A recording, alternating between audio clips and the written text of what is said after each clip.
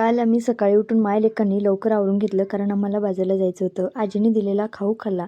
त्यानंतर अशी मस्ती केली. हे बाजेवाले जर कुणाला पाहिजे असतील तर नक्कीच ऑर्डर करा. यांनाच ऑर्डर द्या, छान वाजवतात. नंतर भाऊचा चहा मला फार आवडतो म्हणून मी भाऊला सांगितलं, आज मला तुम्ही चहा बनवून द्या, ताईने बनवलेला चहा आवडत नाही. एकाच ब्रँडची ॲड करत आम्ही निघालो बाजारला. बघतो तर काय छान बाजार भरला होता. बघून वाटलं, बाई काय हा प्रकार.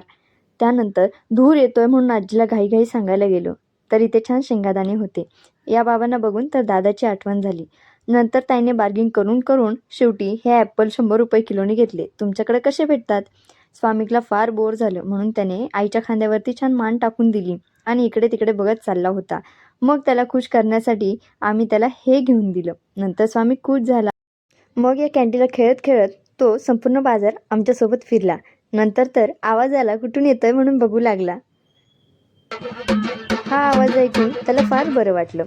त्यानंतर तोही त्यांना छान बघत होता आणि तेही त्याला फार छान बघत होते, छान रिप्लाय करत होते. त्याला बघून त्यांनी छान टेका धरला. इकडून स्वामी काही छान नाचत होता.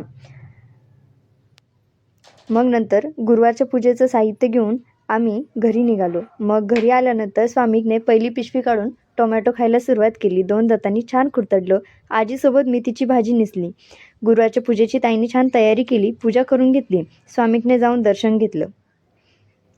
त्यानंतर किचनमधून छान वास येतोय म्हणून जाऊन बघितलं तर छान साबुदाण्याची खिचडी आणि पावभाजीची तयारी हे दोन्ही चालू होतं. छान साबुदाणा खाल्ला.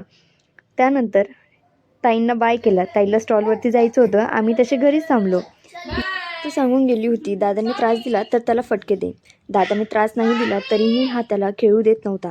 तू एकटाच खेळतोस, तू माझ्यासोबत खेळत नाही म्हणून त्यालाही नीट खेळू देत नव्हता आणि हाही काही खेळत नव्हता. त्यानंतर आम्ही आवरून गेलो ताईच्या स्टॉलवरती.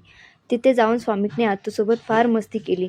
काल ताईचं वातावरण गुरुवार उपवास असल्यामुळे जरा शांत होतं, रिलॅक्स होतं. त्यामुळे ताईलाही स्वामीकसोबत भरपूर टाईम भेटला आणि फार मस्ती केली. ताई थकल्या पण स्वामी काय थकत नव्हता. घरी आलो आणि आवरून मस्त गप्पा मारत बसलो. 12 वाजले. दिवस संपला पण गप्पा मात्र संपतच नव्हता. असा होता आजचा दिवस. तुम्हाला कसा वाटला?